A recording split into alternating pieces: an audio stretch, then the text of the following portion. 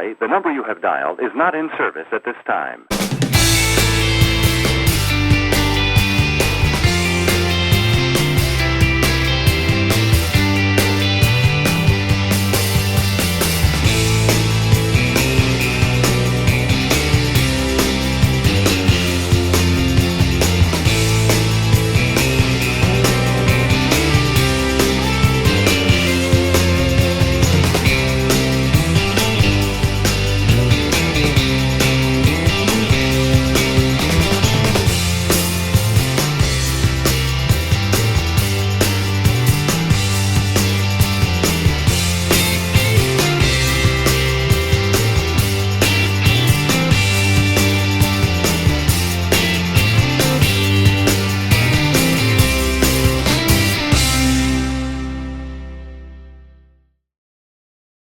Test cap number 10, Curly Page, was New Zealand's second Test captain. He was the only player to play in all 14 of New Zealand's Test matches prior to World War II.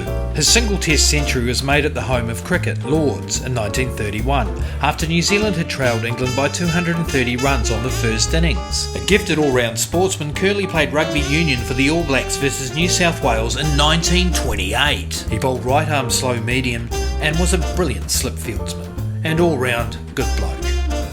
John or Jackie Mills was born in Dunedin but played first-class cricket for Auckland. He was the first New Zealander to score a Test century on debut.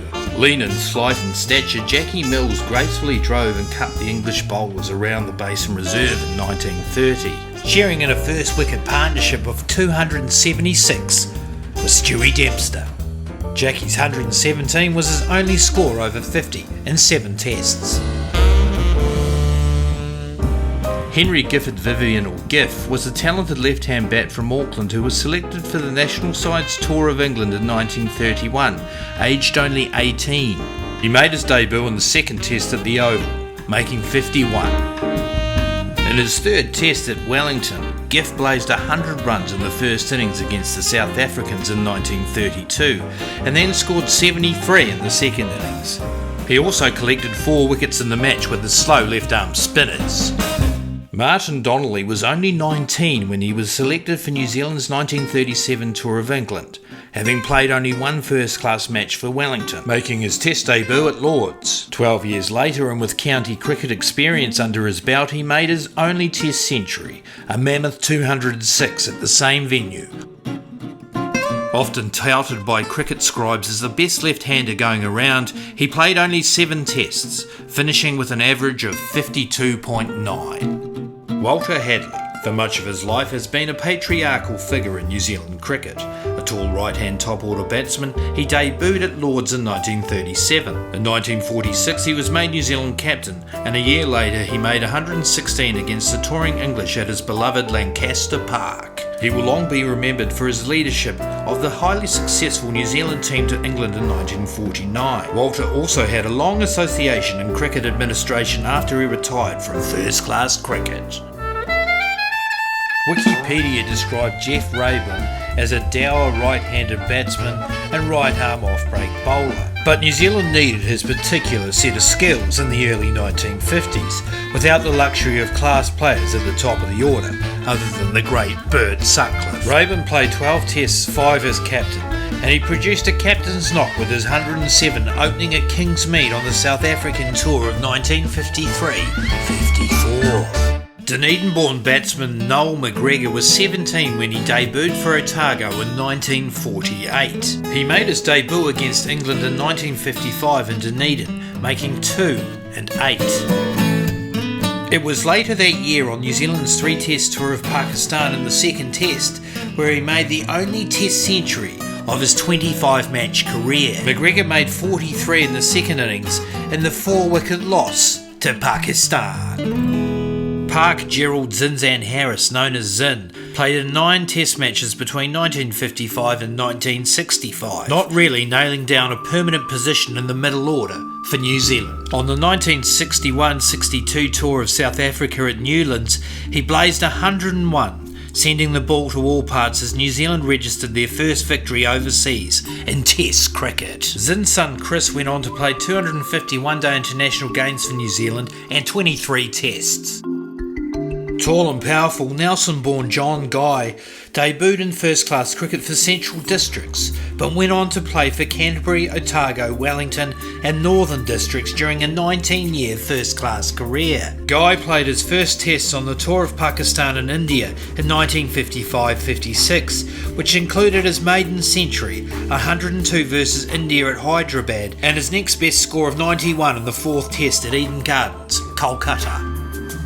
Paul Barton from Wellington made his test debut on the 1961-62 tour of South Africa in Durban with a fine half-century. The tour was the last test series played by New Zealand in the Republic for 33 years, due to the ban passed by the ICC opposing the apartheid regime. His other innings of note was the 109 made in the final test of the series. This was the only century of the match won by New Zealand by 40 runs, squaring the 5-test series 2-all.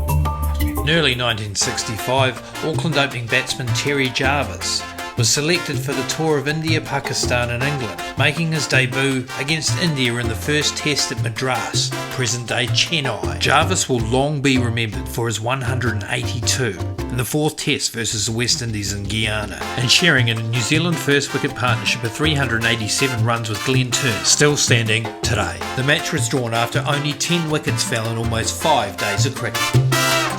Another Auckland opening batsman, Rodney Redmond, also only scored one test century, the difference being he only ever played one test match. Redmond replaced Terry Jarvis for the last test of the 1972-73 series versus Pakistan on his home track, Eden Park. He stroked the Pakistani bowlers around the ground for 107 runs in 145 minutes, with 24. In the second innings he made a brisk 56 for a test average of 81.5 and never played test cricket again. Wellingtonian John Mystery Morrison was a dogged right-handed opening batsman, also known for his occasional left-arm spin, including his mystery delivery. He was selected for the 1973-74 tour of Australia, and in his second test at the Sydney Cricket Ground, he scored 117. Mystery Morrison was the leading run scorer for the series on either side, with 249 at an average of 41.5. Dunedin-born Otago wicketkeeper Warren Lees played 21 test matches for New Zealand between 1976 and 1983. In his first test series in 1976 against Pakistan, and in only his third test at Karachi, he made 152 at a time when New Zealand were in deep trouble. Wally followed that knock with 46 in the second innings to save the match. Following his playing career, he became a successful coach for New Zealand in the early 1990s. John Bracewell played first-class cricket for Auckland and Otago in a career that spanned 10 years. An aggressive right-arm off-spinner and late-order hard-hitting batsman, he was the second New Zealand cricketer to score 1,000 runs and take 100 wickets in Test cricket. His only Test century of 110 was scored at Trent Bridge in 1986 in the second Test of the series, won by New Zealand by 8 wickets. Bracewell coached New Zealand and Ireland in international cricket. Trevor Franklin played 21 tests over 8 years between 1983 and 1991. Franklin was known for his stoicism as a right-handed opening batsman. Over his test career he had a meagre strike rate of 26.44. He scored his only test century against England at the home of cricket, Lords, in 1990. When he reached his century after 431 minutes, he was promptly out next ball. Known for strange injuries, he was out of cricket for 18 months after being run over by a motorised luggage trolley at Gatwick Airport in 1986. All-rounder Shane Thompson began his test career as a right-hand batsman and right-arm medium-pace bowler against India in 1990, but injury saw him reinvent himself as an off-break bowler. However, over his 19-test career it never reached great heights. His batting, however, did, and in the third test versus Pakistan in 1994, he played a thrilling knock of 120 not out and a memorable run chase. His form declined in the seasons following, and he was dropped in 1996, retiring from first-class cricket the year later, aged only 28. Burleigh opening batsman Rod Latham had made a name for himself as a hard-hitting one-day batsman, most notably during the 1992 World Cup in New Zealand. He was given the nod to open the batting in his second test with his one-day opening partner, Mark Greatbatch. The Bulawayo Athletic Club played host to the first ever test between New Zealand and Zimbabwe. Latham knocked up 119 in the rain-affected match, but 2 tests later his career was over at the hands of Pakistan.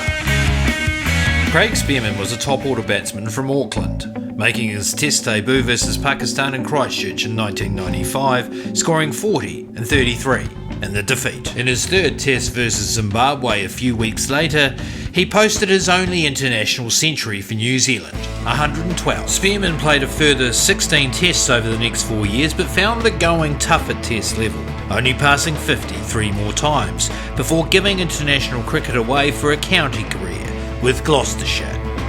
James or Jimmy Franklin was a left-arm medium-pace bowling all-rounder who played 31 Tests between 2001 and 2013. Originally picked more for his bowling, he had already taken a Test hat-trick versus Bangladesh. He'd worked hard on his batting, and he strengthened his all-rounder claims with 122 not out, batting at number 9, sharing in a record 8th wicket partnership with captain Stephen Fleming at 256 at Newlands in April 2006.